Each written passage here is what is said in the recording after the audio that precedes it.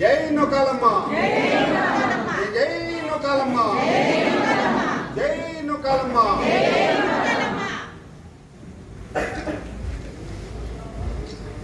ఒక్క నిమిషం అలాగే ఉండండి. చాలా మంది వస్తూ ఉంటారు. అనుకున్నది కూడా అవుతుంది. భక్తులు ఏదైతే అనుకుంటారో మనసులో అవుతుంది. ఇది నాకు నిదర్శనం.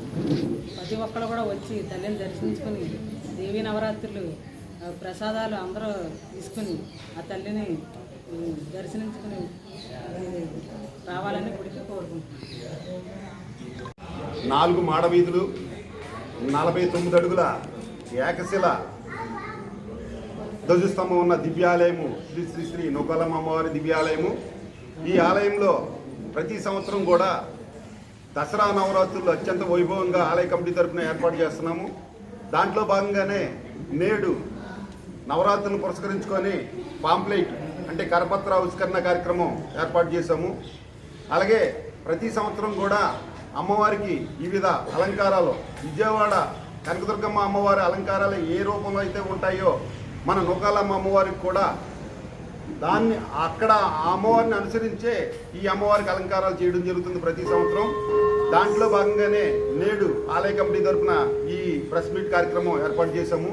అలాగే ప్రతి సంవత్సరం కూడా ఆలయంలో ఏ అయితే వివిధ పూజా కార్యక్రమాలు ఉన్నాయో ఆ కార్యక్రమాలన్నింటికి కూడా జంగారెడ్డిగూడెం పట్టణ ప్రజలే కాకుండా పరిసర ప్రాంత ప్రజలందరూ కూడా వచ్చి ఈ పూజా కార్యక్రమంలో పాల్గొని అమ్మవారి దివ్య ఆశీస్సులు పొంది అలాగే అమ్మవారి ఆలయ అభివృద్ధికి ఇంకా మనం అమ్మవారికి వెండి చీర కార్యక్రమం కూడా ఏర్పాటు చేసాం. ఆలయ కమిటీ తరఫున సుమారు 25 కేజీల వెండితో అమ్మవారికి శాశ్వం వస్త్రం ఒకటి తయారు చేయాలని సంకల్పం ఆలయ కమిటీ తరఫున పెట్టాము.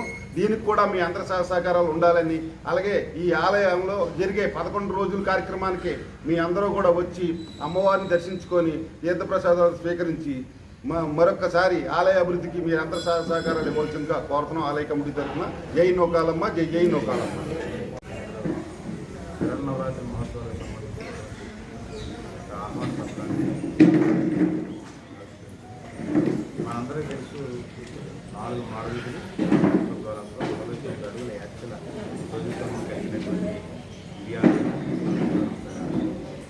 ఈ సంవత్సరం కూడా నూకాలమ్మ తల్లి ఆలయంలో జరిగేటువంటి శరన్నవరాత్రి ఉత్సవాల్లో సాధారణంగా ఏంటంటే ఈ సంవత్సరం 11 రోజులు వచ్చింది. కానీ సాధారణంగా 9 రోజులు 9 అవతారాలు 10 రోజులు అమ్మవారికి అలంకరణ చేసుకుని దసరాను సంపూర్ణం చేసుకోవడం. కానీ నూకాలమ్మ తల్లి ఆలయంలో మనం మొదటి రోజు నుంచి పౌర్ణమి వరకు కూడా కంటిన్యూగా కార్యక్రమాలు జరుగుతాయి. ప్రధానంగా 11 అవతారాలు, తర్వాత ఆఖరి రోజున విజయదశమి, రాజరాజేశ్వరి అమ్మవారి యొక్క ఉత్సవాలు సంపూర్ణం అయినట్టుగా అనిపించిన చండీ హోమం జరుగుతుంది. 80వ చండీ హోమం 6వ తారీఖు జరుగుతుంది. ఆ రోజు కార్యక్రమాలు సాగుతూనే ఉంటాయి. ఆధ్యాత్మిక దివ్య వైభవానికి వేదికగా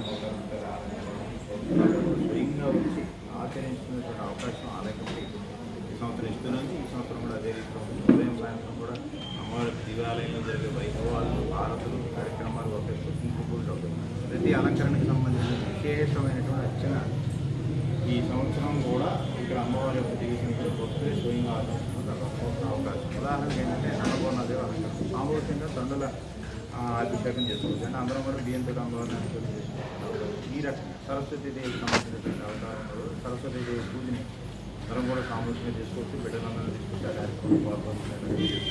ఈ రకంగా కార్యక్రమాలు 22వ తారీఖు నుంచి 6వ తారీఖు సాయంత్రం జరిగే చండీ హోమం వరకు జరుగుతాయి. ప్రధానంగా అమ్మవారి యొక్క అలంకరణలు మన అందరికీ తెలుసు. మనం ప్రతి సంవత్సరం చూసేటువంటి అలంకరణ అన్నీ కూడా విశిష్టమైనవి, విశేషమైనవి. అయితే ఈ సంవత్సరం 11 రోజులు రావడం వల్ల అదనంగా 25వ తారీఖు మనం కాత్యాయని దేవిగా నూకాలమ్మ తల్లిని దర్శించుకుంటాం. కాత్యాయని అలంకరణ ఈరోజు ఈ సంవత్సరం ప్రత్యేకంగా మనకి వచ్చినటువంటి అమ్మవారి యొక్క అనుగ్రహ ఆశీర్వాద బలంతో వచ్చినటువంటి ఒక గొప్ప విశిష్టమైన అలంకరణ మనకు ఒక కొత్త యాడ్ అయింది. అది అమ్మవారి యొక్క కృపా విశేషం. మొదటి రోజున స్వర్ణవర్ణ కవచాలంకృత నూకాలమ్మ తల్లి యొక్క దర్శనం అయితే ఆ తర్వాత వెంటనే గాయత్రి, తర్వాత అన్నపూర్ణ, తర్వాత కాత్యాయని అయిన వెంటనే అమ్మవారి యొక్క దివ్య సన్నిధిలో అమ్మవారిని మహాలక్ష్మిగా మనందరం కూడా దర్శించుకుంటాం. ఆ తర్వాత లలిత త్రిపుర సుందరి దేవి, మహాచండిగా ఇలాగా రోజుకు ఒక అవతారం జరుగుతుంది. ఆ తర్వాత సరస్వతి అలంకరణ, దుర్గాదేవి, మహిషాసురమర్దిని, రాజరాజేశ్వరి అలంకరణతో అమ్మవారి యొక్క దర్శనం జరుగుతుంది. 6వ తారీఖు సాయంత్రం, అది కూడా మనకు 6వ తారీఖు అంటే అక్టోబర్ 6వ తారీఖు 80వ చండీహోమం ఆలయ ప్రాంగణంలో విశేషంగా జరుగుతుంది. పౌర్ణమి తేదీ